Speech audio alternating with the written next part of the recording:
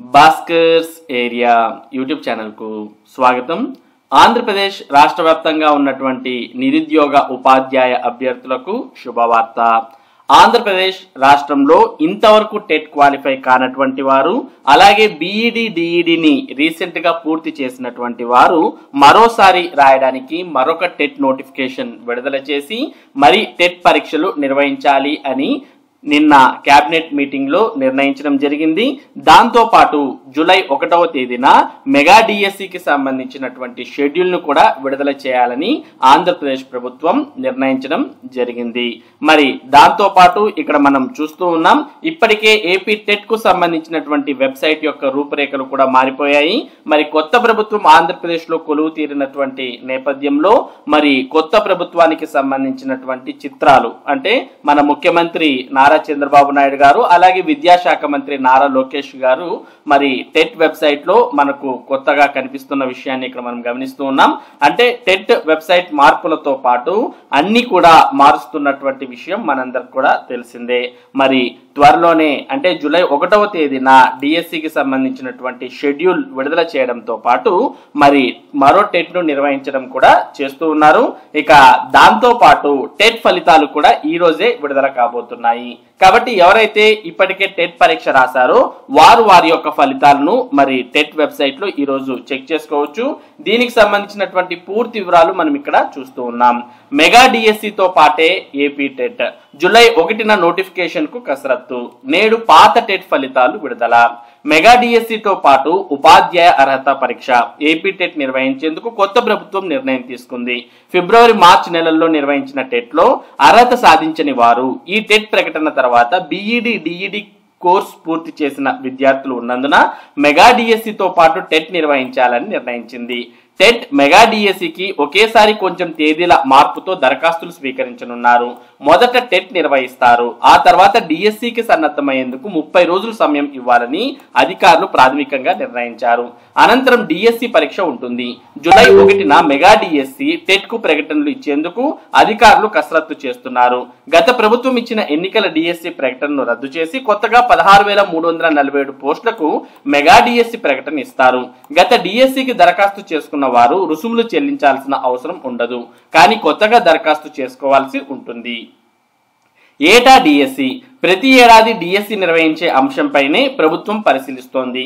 ఏ విద్యా సంవత్సరానికి ఆ విద్యా సంవత్సరం వచ్చే ఖాళీలు అవసరం మేరకు డిఎస్సి నిర్వహిస్తే బాగుంటుందనే అభిప్రాయం వ్యక్తమవుతోంది. ఎప్పటికప్పుడు ఉపాధ్యాయ ఖాళీలను భర్తీ చేస్తే విద్యార్థులకు నాణ్యమైన విద్య అందుతుందని విద్యావేత్తలు పేర్కొంటున్నారు. టెట్ ఫలితాలు నేడే. ఫిబ్రవరి 27 నుంచి మార్చి 6 వరకు నిర్వహించిన టెట్ ఫలితాలను మంగళవారం విడుదల చేసేందుకు అధికారులు నిర్ణయించారు. ఈ టెట్ కు 2.67 లక్షల మంది దరఖాస్తు చేయగా 2.35 లక్షల మంది పరీక్ష రాశారు. ఎన్నికల కోడ్ రావడంతో టెట్ ఫలితాలు విడుదల వాయిదా పడింది. మరి ఇదే సమాచారాన్ని మనం ఇక్కడ కూడా చూస్తూ ఉన్నాం. 1వ తేదీన మెగా డిఎస్సి షెడ్యూల్ 16,347 పోస్టుల భర్తీకి సిద్ధం. అదే రోజు టెట్ పరీక్షకు కూడా కేబినెట్ లో సుదీర్ఘ చర్చ ఆమోదం. అంటే 1వ తేదీన మెగా డిఎస్సికి సంబంధించిన షెడ్యూల్ తో పాటు టెట్ పరీక్షలకు సంబంధించినటువంటి వివరాలు కూడా, అంటే దానికి సంబంధించినటువంటి నోటిఫికేషన్ కూడా విడుదలయ్యే అవకాశాలు ఉన్నాయి అనే విషయం మనకి ఇక్కడ అర్థమవుతుంది. ఇక రాష్ట్రంలో ఉపాధ్యాయ కొలువుల భర్తీకి టీడీపీ కూటమి సర్కార్ వడివడిగా అడుగులు వేస్తోంది.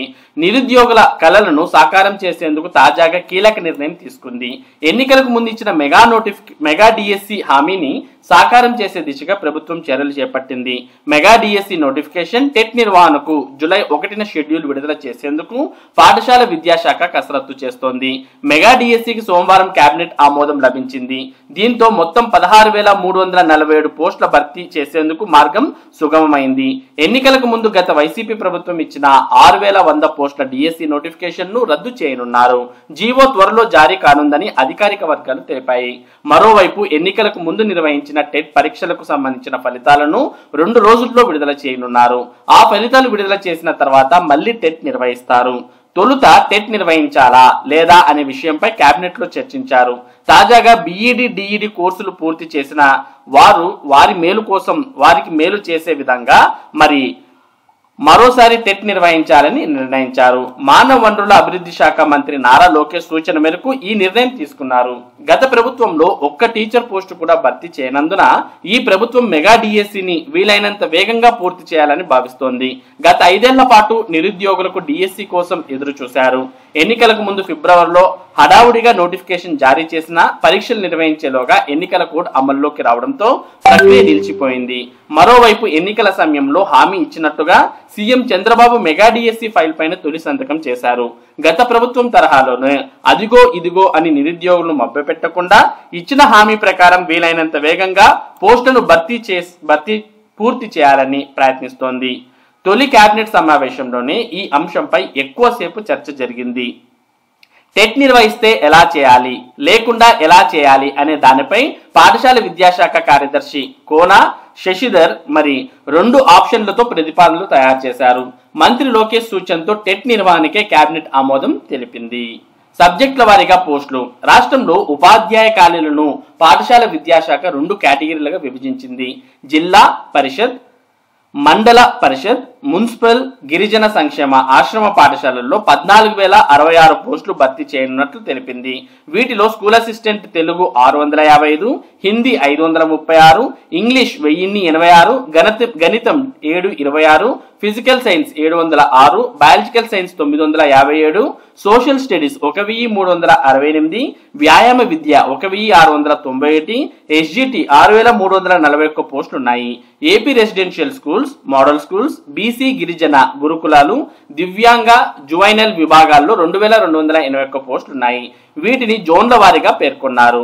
రాష్ట్ర స్థాయి పోస్టులు 266, జోన్ 1లో 405, జోన్ 2లో 355, జోన్ 3లో 573, జోన్ 4లో 682 పోస్టులు ఉన్నాయి. ఇక జిల్లాల వారీగా మనం ఎస్జిటి ఖాళీలు ఎన్నున్నాయి, మొత్తం ఖాళీలు ఎన్నున్నాయి అనే విషయాన్ని కూడా ఇక్కడ మనం చూస్తూ ఉన్నాం. జిల్లాల వారీగా ఖాళీలు, జిల్లా ఎస్జిటి మొత్తం పోస్టులు. శ్రీకాకుళం జిల్లాలో 144 ఎస్జిటి పోస్టులు ఉన్నాయి, మొత్తం కలిపితే 543 పోస్టులు ఉన్నాయి. ఇక విజయనగరం 267 ఎస్జిటి పోస్టులు ఉంటే 583 మొత్తం ఖాళీలు ఉన్నాయి. ఇక విశాఖపట్నం 551 ఎస్జిటి పోస్టు ఉంటే 1134 మొత్తం పోస్టులు ఉన్నాయి.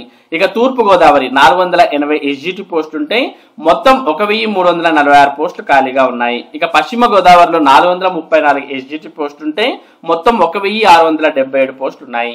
ఇక కృష్ణా జిల్లాలో 508 ఎస్జిటి ఖాళీలు ఉంటే మొత్తం 1213 ఖాళీలు ఉన్నాయి. ఇక గుంటూరు జిల్లాలో 501 ఎస్జిటి పోస్టులు ఖాళీ ఉంటే మొత్తం 1159 పోస్టులు ఉన్నాయి. ఇక ప్రకాశం జిల్లాలో 124 ఎస్జిటి పోస్టు ఉంటే మొత్తం 672 పోస్టులు ఉన్నాయి.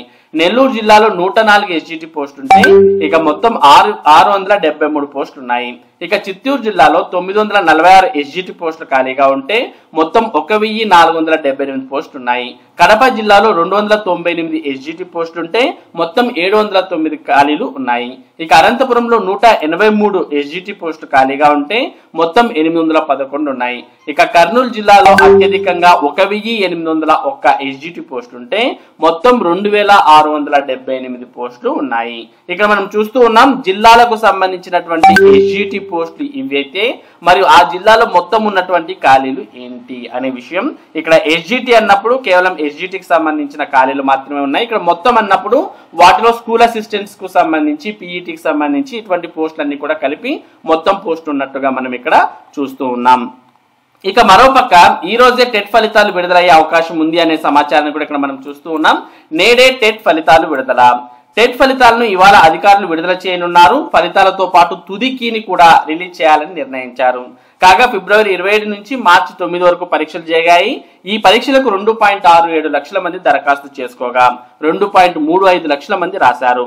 మార్చి 14న ఫలితాలు ప్రకటించాల్సి ఉంది. కానీ ఎన్నికల కోడ్ కారణంగా ఫలితాలు వెల్లడి కాలేదు. మరి మొత్తానికి మెగా డిఎస్సికి సంబంధించినటువంటి కదలిక మరి దాదాపు 5 సంవత్సరాల తర్వాత మనం చూస్తూ ఉన్నాం.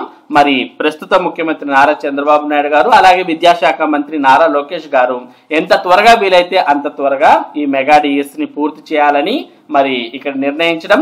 మరో ముఖ్యమైన విషయం ఏంటి అంటే ప్రతి సంవత్సరం కూడా డిఎస్సి నిర్వహించాలి అని నిన్న కేబినెట్ సమావేశంలో నిర్ణయించడం నిజంగా మరి నిరుద్యోగులకు చాలా శుభ పరిణామం అని చెప్పవచ్చు.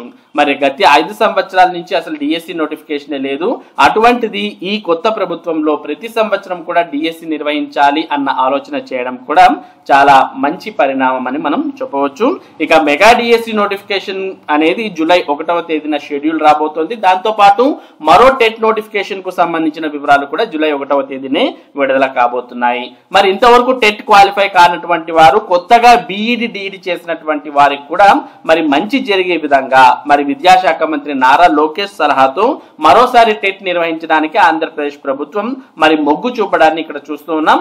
అందరికీ సమన్యాయం చేయాలి. ఎవరైతే కొత్తగా మరి బీఈడి డిఈడి చేశారో అటువంటి వారు, అలాగే టెట్ క్వాలిఫై కానటువంటి వారితో పాటు మరలా ఒకవేళ టెట్ స్కోర్ పెంచుకోవాలనుకునేటటువంటి వారు కూడా రాసే అవకాశం ఉంది. కాబట్టి మరోసారి టెట్ నోటిఫికేషన్ విడుదల చేసి మెగా డిఎస్సి నోటిఫికేషన్ విడుదల చేయాలని ప్రభుత్వం నిర్ణయించింది.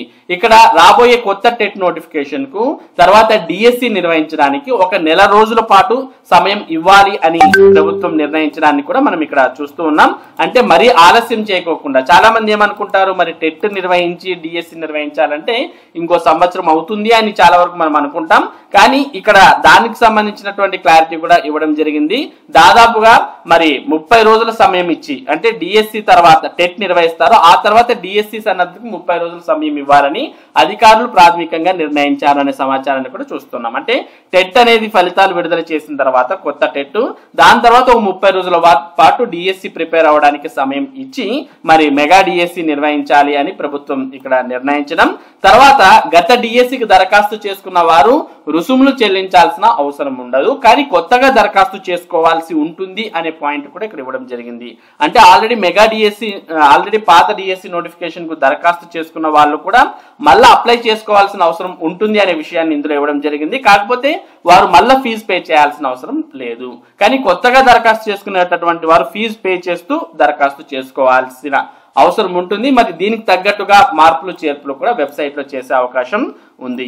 మొత్తానికి మనకు టెట్ సంబంధించినటువంటి వెబ్సైట్ కూడా మారడాన్ని ఇక్కడ గమనిస్తున్నాం. ఇంకా ఏపీ డిఎస్సికి సంబంధించిన వెబ్సైట్ అయితే సేమ్ ఇది వరకు ఎలాగైతే ఉందో అలాగే ఉంది.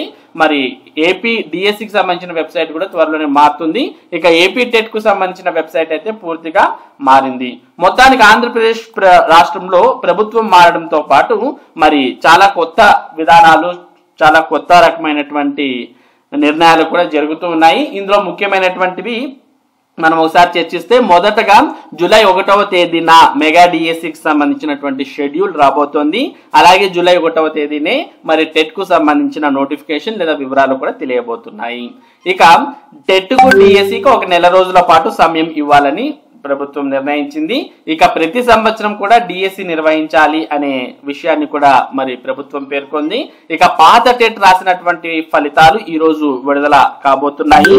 ఇక గతంలో అప్లై చేసినటువంటి వారు, మరలా కొత్తగా అప్లై చేసేవారు అందరూ కూడా ఇప్పుడు రాబోయే డిఎస్సి నోటిఫికేషన్ కు దరఖాస్తు చేయాల్సి ఉంటుంది. కాకపోతే అప్పట్లో అప్లై చేసినటువంటి వారు మరలా ఇప్పుడు ఫీజు పే చేయాల్సిన అవసరం లేకుండా ప్రభుత్వం చర్యలు తీసుకుంటుంది. ఇది మరి మెగా డిఎస్సికి సంబంధించి ఈ రోజు ఉన్నటువంటి ముఖ్యమైన సమాచారం. మెగా డిఎస్సి కావచ్చు, ఏపీ టెట్ కావచ్చు, వీటికి సంబంధించినటువంటి అప్డేట్స్ మీరు ఎప్పటికప్పుడు పొందడానికి మన భాస్కర్స్ ఏరియా యూట్యూబ్ ఛానల్ కు సబ్స్క్రైబ్ అవ్వండి. Thank you for watching this video.